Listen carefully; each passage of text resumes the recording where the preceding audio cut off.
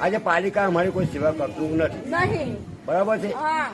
આજે અમે 20 દિવસથી અમારા બહેના છોકરા ધક્કા ખાય છે, આ સેવા કોઈ અમને દેતું નથી.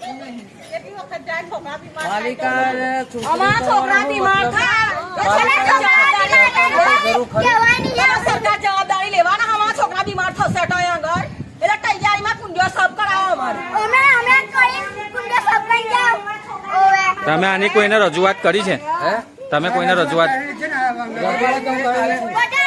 નગરપાલિકામાં રજૂઆત કરેલી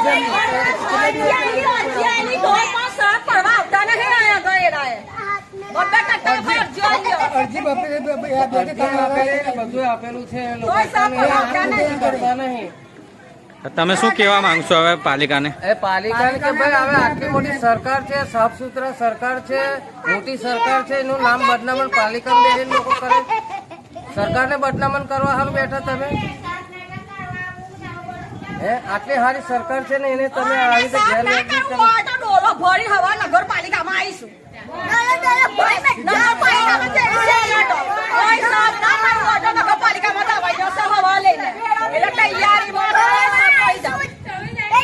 હું આપને જણાવું છું કે અત્યારે જે મહિલા મંડળ જે અત્યારે અમારી ઓફિસમાં આમોદ નગરપાલિકા ખાતે આવેલ એ બાબતમાં આપને જણાવું કે GUPC અંતર્ગત અંદાજે ₹6.5 કરોડ રૂપિયાનું મિસિંગ લિંકનું સુરત ડ્રેનેજનું કામ ચાલુ છે. અને અત્યારે વરસાદ અને જે ભરૂચ દહેજ વચ્ચેનું જે ટ્રાફિક છે એ વાયા આમોદ સરભાણ થઈને કરજણવાળા રોડ પર ડાયવર્ટ કરવામાં આવે છે. હવે જે આમોદમાં જે નેશનલ હાઈવે છે એની દુર્દશા ખરાબ છે, એમાં ખાડાઓ પડી ગયા. એના લીધે જે રોડ જે છે ડાયવર્ઝન સર્વિસ રોડ પર આપેલ છે, જેના લીધે અમારે ભૂગર્ભ ગટર લાઇન જે પાઇપો છે અને કુંડીઓ એ ડેમેજ થાય છે. જેના લીધે આજે એ ભૂગર્ભ ડ્રેનેજ લાઇનની કુંડીઓ રિપેરિંગ કામ ચાલુ છે અને રિપેર થવાથી આ સમસ્યાનો હલ થશે. અંદાજે 6-7 દિવસે વરસાદના કારણે આ રિપેર થઈ શકેલ નહોતું. તેમ છતાં આજે ચાલુ વરસાદમાં બી અત્યારે અમારું કામ ચાલુ છે અને જે રિપેર થઈ જતી જે આમોદ શહેરમાં જે ભૂગર્ભ ડ્રેનેજની જે પ્રોબ્લેમ છે દૂર થઈ જશે.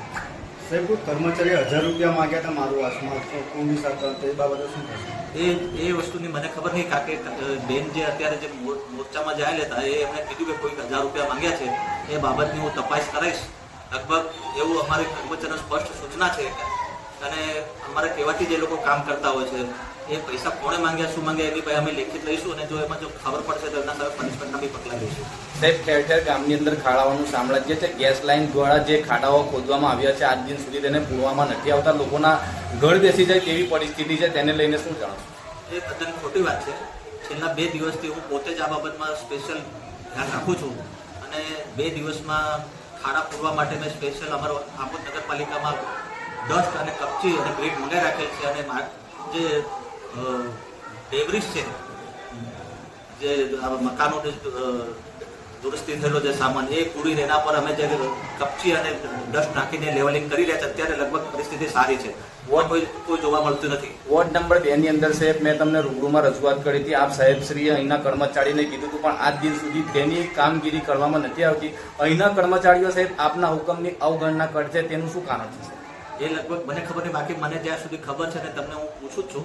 ગઈકાલે મારી પાસે એવા મેસેજ આવ્યા કે સાહેબ તમે ખરેખર બહુ સારી કામગીરી કરાવીને અત્યારે જે રોડ મોટરેબલ નહોતો અત્યારે 4-વ્હીલર ગાડીઓ બિંદાસ પ્રમાણે નીકળે છે એવા સમાચાર મારી પાસે હું પોતે જોઈ આવ્યો છું. ગામની અંદર લોકમુખે ચર્ચાનો વિષય છે કે પ્રમુખ અને ચીફ ઓફિસરના દરેક કર્મચારીઓ મોટાભાગે હુકમનું અવલોકન કરે છે અને અવગણના કરે છે. એ ખોટી વાત છે. કોઈ એવું હુકમનું અવગણના કરતું નથી અને એવું કોઈ સ્પેશિયલ ધ્યાન પર હોય તો મને જરા જણાવજો.